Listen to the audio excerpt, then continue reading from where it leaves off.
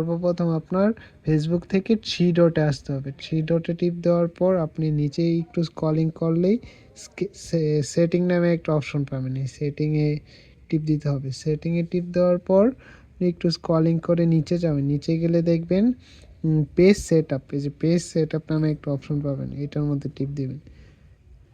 টিপ দেওয়ার পর এই যে পেজ অ্যাক্সেসে টিপ দেওয়ার পর এই যে অ্যাড নিউ এটাতে টিপ দিবেন। অ্যাড নিউতে টিপ দেওয়ার পর নেক্সট দেওয়ার পর ওই যে আমাদের যে অ্যাকাউন্টটা ওইটা আপনারা অ্যাক্সেস দেবেন। প্রথমে আপনার আসবে না, এটা আপনার ফ্রেন্ড থাকতে হবে। আপনার ফার্স্ট আগে আপনাদের মেইন অ্যাকাউন্ট ওইটা দিয়ে একটা রিকোয়েস্ট পাঠানোর পর আমাদের মেসেজ দেবেন, আমরা অ্যাকসেপ্ট করব, তারপর এটা আসবে।